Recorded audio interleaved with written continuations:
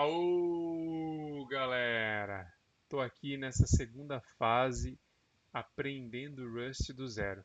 No primeiro vídeo, a gente aprendeu ali a fazer um Hello World e agora o próximo desafio é criar uma calculadora. Vamos fazer uma simples, tá? Cara, vale a pena aprender Rust? Sim, mais empresas cada dia estão adotando Rust e as grandes empresas como Microsoft, Amazon, Dropbox, elas já vêm utilizando. E se você é dev de back-end, você precisa conhecer pelo menos um pouco.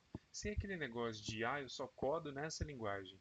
Existe a linguagem certa para cada tipo de problema. Então vamos aprender um pouco sobre o Rust aí. O que nós precisamos para desenvolver uma calculadora? Primeiro, precisamos receber aí as entradas do usuário. São os valores e o operador. Em segundo lugar, a gente precisa realizar as operações básicas: soma, subtração, divisão e multiplicação. O terceiro passo é apresentar o resultado. E por último, nós vamos fazer uma validação de divisão por zero. Agora que a gente já tem um plano, vamos verificar na documentação do Rust como é que a gente faz isso. Eu já estou aqui então com a documentação do Rust e a gente vai dar uma olhada no que a gente precisa para criar essa calculadora. E aqui nessa biblioteca eu tenho a função readline, que vai me ajudar a entender o que o usuário está digitando lá no console e depois salvar essa informação em uma variável. A gente vai utilizar isso aqui. Aqui eu também tenho a parte de tipos primitivos. Nós vamos trabalhar basicamente com o float 64. Uma curiosidade aqui a respeito de signed integers e unsigned integers. Qual a diferença? Signed integers são aqueles inteiros que permitem valor negativo, zero e positivo, enquanto unsigned apenas valores zero e positivos. A gente precisa saber também como fazer o parsing de uma string, né? Como transformar uma string em um número. Quando o usuário digitar uma informação no console, digitar lá um 5 multiplicado por 5, a gente precisa saber transformar aquele 5 que vai vir em uma string para um número. E a função de parsing do Rust é o que vai ajudar a gente a fazer isso. A próxima etapa é o controle de fluxo.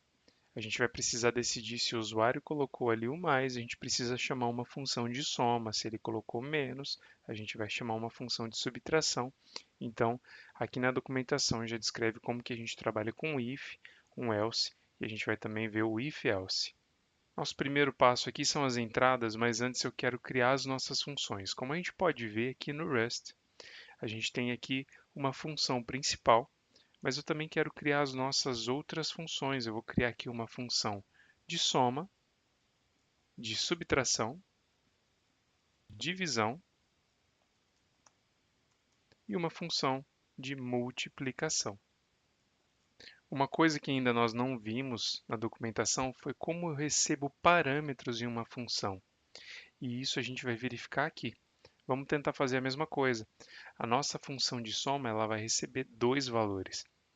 Vou colocar aqui o valor A do tipo int 32 e o valor B também do tipo int32. Essa função, como a gente está vendo ali do lado, eu posso dar um tipo de retorno e aqui a gente vai colocar que ela vai retornar um int32. Nós vamos aqui fazer uma soma, let soma, que vai receber A mais B e eu vou retornar a minha soma.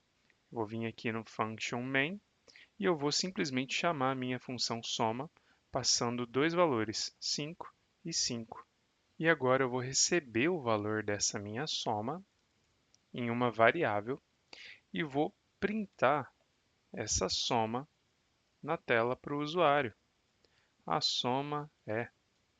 Vamos ver se isso funciona. Vou abrir o console e agora nós vamos executar o programa. Cargo run. Ele apresentou aqui alguns alertas, né? Já apanhei muito no último vídeo, para entender que ele está dando um warning apenas, falando que a minha função de multiplicação não está sendo usada. Para ele não apresentar esse erro novamente, esse warning novamente, eu vou comentar aqui as minhas funções. Uma coisa que a gente já vai alterar é o tipo dos parâmetros. Como eu disse, na nossa calculadora a gente vai trabalhar com o tipo primitivo float64. Então eu já vou modificar aqui para os parâmetros que eu vou receber serem float64, tanto A quanto B, e o retorno também. E aqui, na hora de passar os meus parâmetros, eles vão ser do tipo float. No Rust, para passar parâmetros do tipo float, eu preciso setar eles com ponto zero. Então, vou colocar aqui 5.0, 5.0. O resultado tem que ser exatamente o mesmo. Vamos executar esse nosso programa de novo. Cargo run, compilou, a soma é 10. Perfeito. A diferença é que agora eu consigo passar aqui um 5.5222 e vamos fazer essa soma. Ele compila e dá o resultado agora em valor flutuante. Agora nós vamos fazer a nossa função de subtração. Vou descomentar e vamos escrever aqui que eu vou receber um valor A F64, o valor B também F64 e o meu retorno é F64. A minha variável subtração vai receber o A menos o B e nós vamos retornar subtração. Aqui na minha função principal, eu vou receber também a minha subtração, passando na minha função 20 menos, vamos testar um valor negativo, então eu vou colocar aqui 30. E eu vou colocar aqui também já para apresentar essa subtração. A subtração é, vamos testar. Vou executar o meu programa novamente. A soma está com o valor anterior, a subtração é menos 10, então ele já aceita valores negativos também. Próximo passo, nós vamos trabalhar com a multiplicação. Eu quero deixar a divisão para o final. Aqui na minha multiplicação, F64. Let multiplicação vai receber o A multiplicado pelo B. E vou dar um return na minha multiplicação. Aqui na minha função principal, eu vou dar um let multiplicação, vai receber a minha função multiplicação. E agora eu vou multiplicar aqui 10 por 10. E o meu valor vai ser apresentado na tela para o usuário. A multiplicação é, e aqui eu coloco a minha variável multiplicação. Último passo, a divisão. Eu vou vir aqui na minha função que está comentada, minha função de divisão, vou colocar os parâmetros que ela vai receber, parâmetros A e B, e o tipo do retorno. Vou colocar aqui divisão, e eu vou dividir o valor A pelo valor B, e vou retornar essa divisão. Aqui em cima, na minha função principal, eu vou pegar a minha variável nova divisão, chamar minha função para passar uns valores. Eu vou passar aqui dois valores que não vai dar problema nenhum por enquanto. 10 dividido por 5 e vou printar essas informações na tela. A divisão é, e aí eu vou colocar o meu resultado da divisão. Vamos executar. Quando eu executo aqui com o cargo run, ele deu um erro porque eu esqueci aqui embaixo de passar o F64. Vamos executar de novo. Cargo run e ele já mostra que a divisão é 2. Mas eu preciso tratar divisões por zero. Se eu colocar aqui a minha divisão 10 por 0, agora ele deve dar um erro. Vamos executar novamente. Cargo run e ele deu lá um erro infinito, né? O infinite. Então a gente quer tratar esse tipo de problema. Para tratar isso no Rust, a gente vai ter uma outra função chamada panic. E a gente vai utilizar essa função panic para estourar exceções. Vamos lá na nossa função de divisão. E também uma outra coisa que eu vou precisar utilizar é o controle de fluxo, o if-else. Então eu vou verificar aqui. Se a minha variável b ela for diferente de zero, eu vou basicamente fazer a mesma coisa que ele já faz. Se o meu b for igual a zero, eu vou executar minha função de pânico, panic, exclamação, como está aqui na documentação, panic exclamação e a minha mensagem de erro, divisão por 0. Só conferir aqui em cima, então a gente está passando um valor 0 para minha divisão. Vamos executar para ver como que fica. Ele já coloca aqui para mim uma exceção panic. Tá? Então é assim que a gente vai fazer esse tratamento da divisão. O próximo passo agora é a gente buscar as informações do usuário. Então nós vamos utilizar aqui da nossa documentação do Rust o I/O, o Input Output. Eu já posso ver aqui que eu preciso importar uma biblioteca. Vou colocar aqui use std I/O e agora vamos fazer um teste onde a gente vai receber um valor informado pelo usuário no prompt. Vou colocar aqui let mut valor a, que é a nossa variável a, string 1000 io stdin, estou copiando ali do lado, tá? Readline, para a gente esperar o usuário digitar alguma informação e a gente vai colocar ali que eu vou fazer uma modificação na minha variável valor a para colocar aquela informação que foi digitada no prompt. E por último aqui ele coloca um expect, porque pode acontecer alguma exceção durante a leitura da informação. Então aqui, ó, falha ao ler o valor A. Eu quero imprimir também na tela esse valor A para a gente saber se realmente funciona. Então vamos colocar aqui print ln, o valor de A é, e eu vou colocar aqui valor A. Eu também vou ler aqui o valor B, são as duas coisas que eu quero. Vou colocar let mut valor B, string new, vou colocar aqui, vou copiar essa informação e vou modificar para o valor B, valor de B e aí a minha variável valor B, eu quero passar essas variáveis, esses valores, para as minhas funções, aqui embaixo. Antes de passar para as minhas funções, eu preciso então transformar esses valores que estão em string para float. Então eu preciso fazer um parse dessa minha variável B e variável A. Para fazer um parse, a gente já tem aqui um parsing a string. A gente já tem aqui um exemplo de como fazer esse parse. Nós vamos fazer exatamente como ele está colocando aqui. Então eu vou criar aqui uma nova variável com o nome valor a parsed. E aí essa minha variável eu preciso informar qual é o tipo dela. Ela vai ser do tipo float64. Eu vou colocar que ela vai receber valor a. É importante a gente dar um trim, porque ali no terminal, no console, pode ser que venha algum espaço. Então eu vou colocar trim para ele remover os espaços antes e depois dessa minha informação. Vou colocar um parse para ele fazer essa transformação. E eu também preciso informar para ele o expect, ou seja, qual o erro que vai apresentar caso dê alguma exceção na tela.